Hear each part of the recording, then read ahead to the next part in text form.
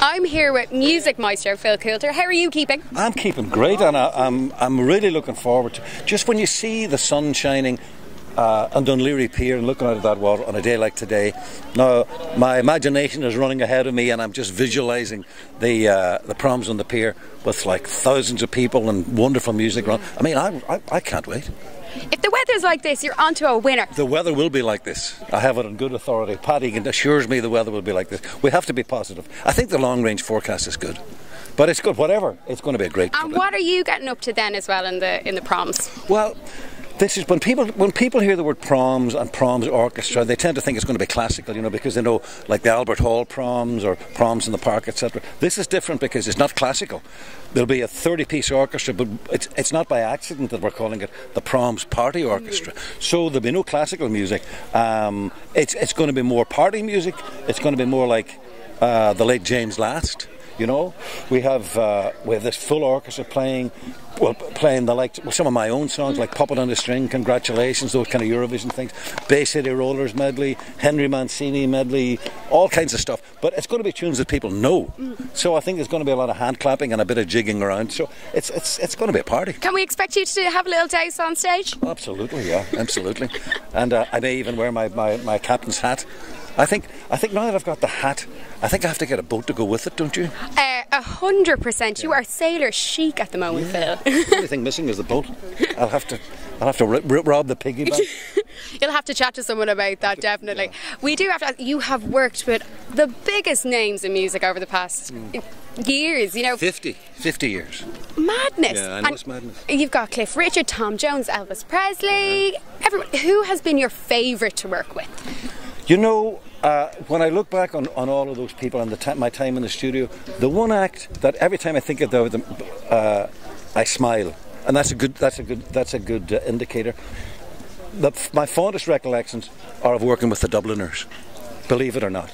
Yeah, because that was never a dull moment. You never knew what was happening with the Dubliners, especially.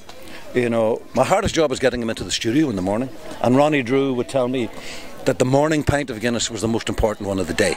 And I would say, Ronnie, why is that? And Ronnie would say, because it gets the taste of the toothpaste out of your mouth. So with that kind of banter going on, you can imagine. So no, I think that time with the Dubliners was one of the happiest times of my life.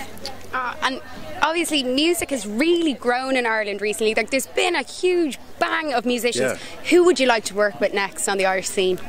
Well, you know what? Sometimes veterans like myself get a bit disenchanted with the Kanye Wests, etc. I mean, I have a limited capacity for that, but then we get encouraged by somebody like Ed Sheeran, who can go on stage, play to 80,000 people with just a little check shirt and his guitar, no bells and whistles, no pyrotechnics, no multi-million-dollar sets, just him and his songs. That's for me what it's all about, because fans.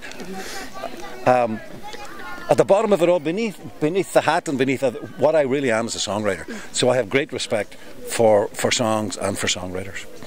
We do have to ask as well, your career has been spanned, like you said, 50 years. Yeah. Is there anything you haven't achieved yet, which I doubt, but would love to achieve now? Oh, sure. I'd love to win an Oscar for the best movie song. Yeah, I'd love to have a musical running on Broadway. But apart from that, just a couple of minor little. And have you tried to work on any of those? I did two winters ago. I did my one-man show. I had a successful run off Broadway in the Irish Repertory Theatre, a show called The Songs I Love So Well. So I got a little flavour of what that life is like. Living and working in New York for 6 or 7 weeks was great. So yeah, I want to go back to Broadway. Oh, now we have seen a few fans around the place. How do you deal with them? Oh, it's a great pleasure. They're never ever intrusive to me. I don't have the kind of fans who want to tear my clothes off and stuff.